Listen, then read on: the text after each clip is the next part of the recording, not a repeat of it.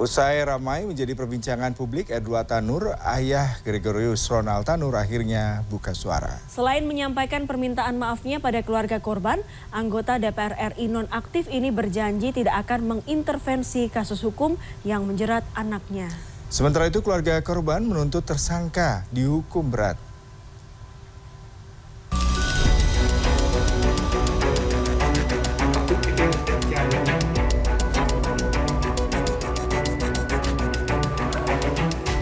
Selasa siang, Satreskrim Polrestabes Surabaya menggelar reka ulang kasus penganiayaan yang dilakukan tersangka Gregorius Ronald Tanur terhadap DSA kekasihnya. Reka ulang dilakukan di dua lokasi, yaitu di tempat karaoke dan parkir lantai dasar sebuah mal. Dari rekonstruksi ini terkuak kronologi kejadian yang menewaskan perempuan 28 tahun ini. Tersangka pun memeragakan adegan saat ia memukul korban di dalam ruang karaoke, hingga adegan ketika tersangka melindas korban dengan mobilnya. Sementara itu, kuasa hukum pengelola tempat karaoke mengaku tersangka, korban, dan 5 orang lain sempat menyewa satu ruangan karaoke.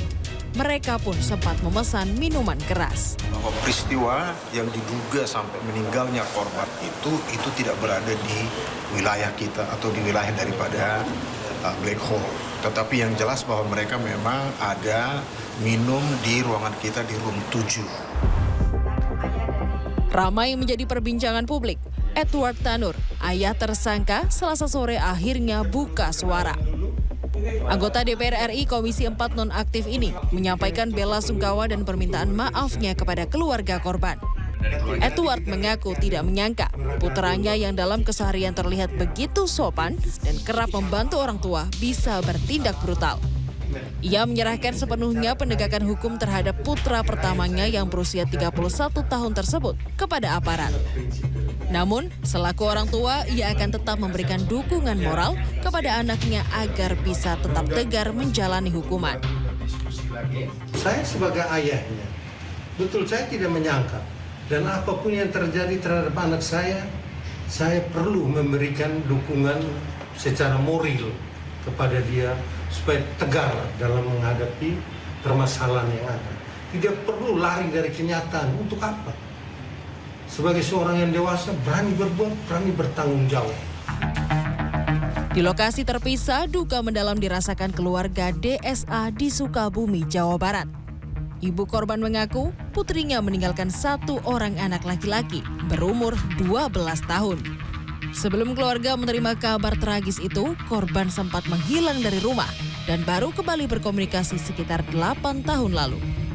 Keluarga pun menuntut tersangka dihukum berat. Pengen dihukum seberat-beratnya gitu. 12 tahun lah nggak ketemunya.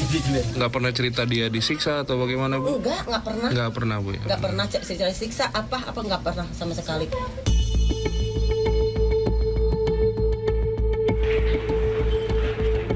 Gregorius Ronald Tanur ditetapkan sebagai tersangka pada Jumat 6 Oktober lalu. Sementara penganiayaan maut tersebut terjadi pada Rabu malam 5 Oktober. Usai memukuli korban dengan botol minuman keras, tersangka lantas melindas korban dengan mobil. Tim forensik menemukan korban mengalami luka memar di anggota tubuh, organ dalam, dan patah tulang rusuk. Tetapi polisi justru menjerat tersangka dengan pasal penganiayaan dan kelalaian yang menyebabkan kematian. Buntut dari kejadian ini, ayah tersangka Edward Tanur dinonaktifkan dari anggota Komisi 4 Dewan Perwakilan Rakyat. Adapun tersangka terancam hukuman pidana 12 tahun penjara. Tim Liputan CNN Indonesia.